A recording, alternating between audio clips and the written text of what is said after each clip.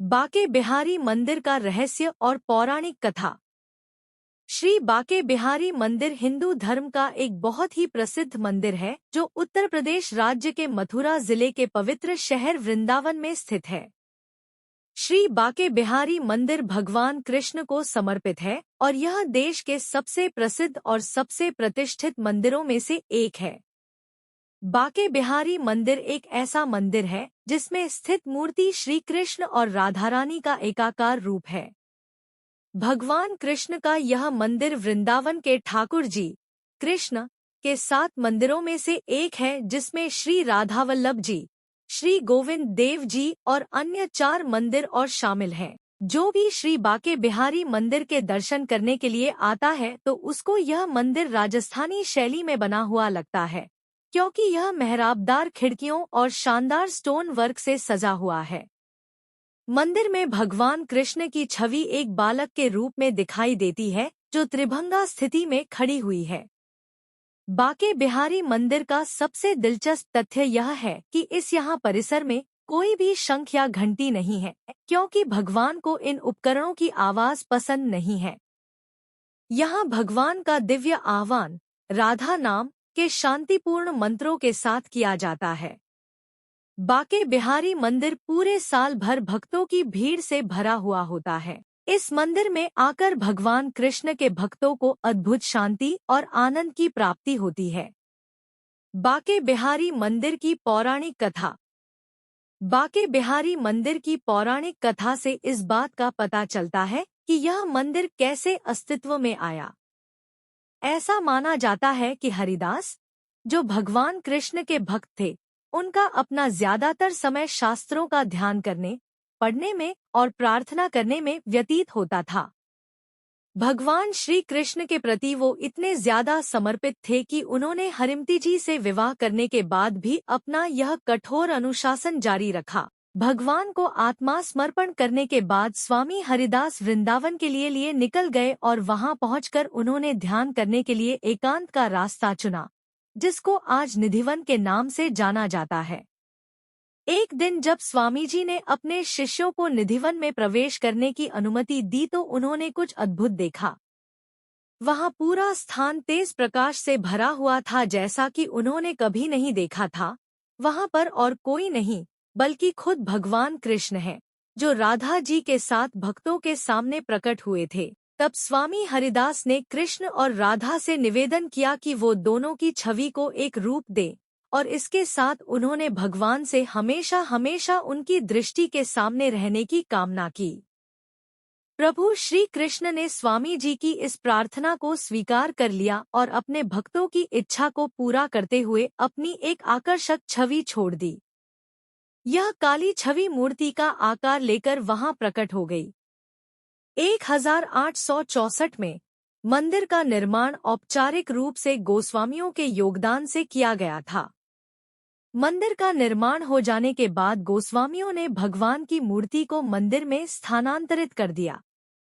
यह भव्य मूर्ति वही है जो भगवान ने स्वामी हरिदास के निवेदन पर दी थी। बांके बिहारी मंदिर का रहस्य। बांके बिहारी मंदिर भारत का एक प्रसिद्ध मंदिर है। इस मंदिर में बांके बिहारी जी की एक झलक पाने के लिए दुनिया भर से हजारों लोग आते हैं।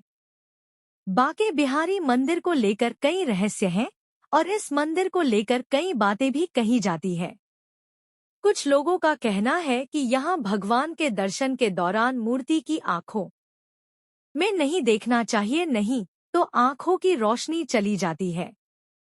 वहीं इससे अलग कुछ लोगों का कहना यह भी है कि बांके बिहारी की मूर्ति को देखे बिना यहाँ की यात्रा पूरी नहीं होती। बांके बिहारी मंदिर खुलने का समय।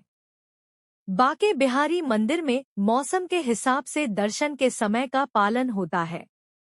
वैसे तो बांके बिहारी मंदिर सुबह 7 बजे खुल जाता है, लेकिन दर्शन करने का समय मौसम के हिसाब से निश्चित किया जाता है, जिसका वर्णन इस प्रकार है।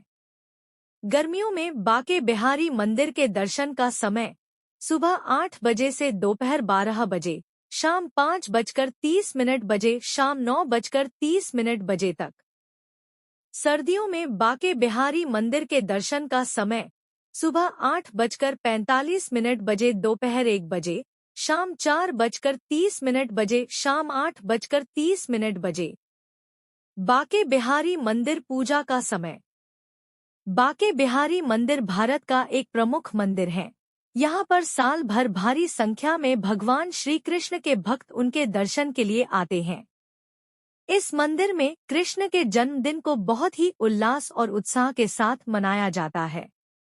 मंदिर में जन्माष्टमी के दौरान मंगला आरती का आयोजन किया जाता है। अक्षय तृतीया एकमात्र दिन है जब भक्त कृष्ण के चरण कमलों को देख सकते हैं और केवल शरद ऋतु पूर्णिमा के दिन कृष्ण को विशेष मुकुट पहने और बांसुरी के साथ देखा जा सकता है।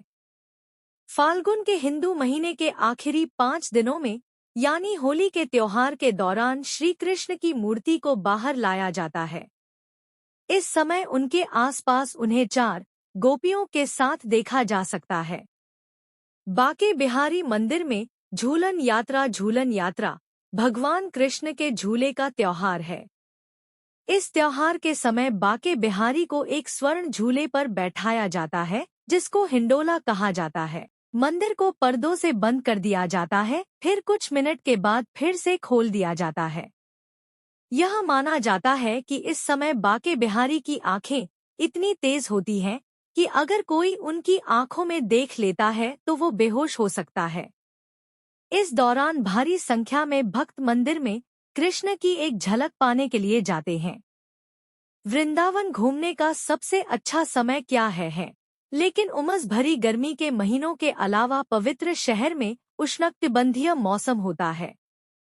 वृंदावन की यात्रा करने का सबसे अच्छा समय अक्टूबर से मार्च तक सर्दियों के मौसम का होता है। यह महीने इस तीर्थ स्थल की यात्रा करने के लिए काफी अच्छे होते हैं और यह समय यमुना नदी की सुंदरता को देखने के लिए भी अच्छा होता है।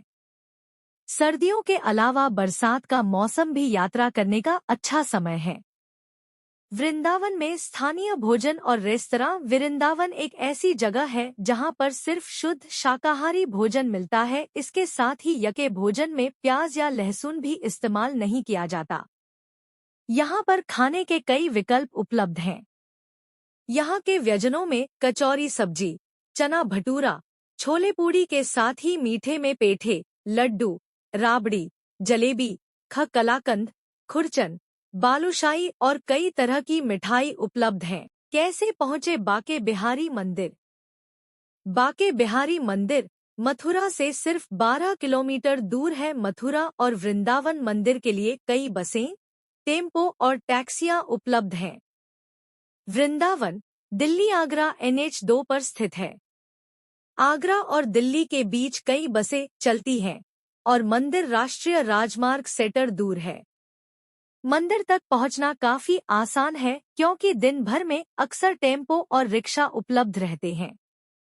बाके बिहारी मंदिर वायु मार्ग से कैसे पहुंचे? वृंदावन में पर्यटकों के आने के लिए हवाई अड्डा नहीं है। इसका निकटतम एयरपोर्ट आगरा में है जो यहां से लगभग 53 किलोमीटर की दूरी पर स्थित है। आप दिल्ली, कोलकाता, वाराणसी और मुंबई जैसे प्रमुख शहरों से आगरा के लिए घरेलू उड़ान ले सकते हैं और एयरपोर्ट पहुंचने के बाद वहां से रोड के माध्यम से वृंदावन पहुंच सकते हैं। रेल मार्ग से बाके बिहारी मंदिर कैसे पहुंचे? मथुरा जंक्शन मध्य और पश्चिम रेलवे का एक प्रमुख रेलवे स्टेशन है जो देश के प्रमुख शहरों से रेल मार्ग द्वारा जुड़ा हुआ है। इसलिए मथुरा जाने वाले पर्यटक दिल्ली, मुंबई, इंदौर, भोपाल, ग्वालियर, आगरा, वाराणसी, लखनऊ और कोलकाता से ट्रेन पकड़ सकते हैं। बस से बाके बिहारी मंदिर कैसे पहुंचे? वृंदावन 10 किलोमीटर की दूरी पर में मथुरा के अलावा भारत के कई शहरों से कोई प्रत्यक्ष गैर स्टॉप बस मार्ग नहीं है। इसके अलावा इसका दूसरा निकटतम बस स्टॉप राजस्थान में भरतपुर है जो 45 किलोमीटर दूर है। वृंदावन के लिए और से प्रतिदिन 2 अन्य सीधी बसें भी चलती हैं जो सराय कलाई खान अंतर्राज्यीय बस टर्मिनल से रोजाना क्रमश 9:30 घंटे और 15 बजे निकलती हैं।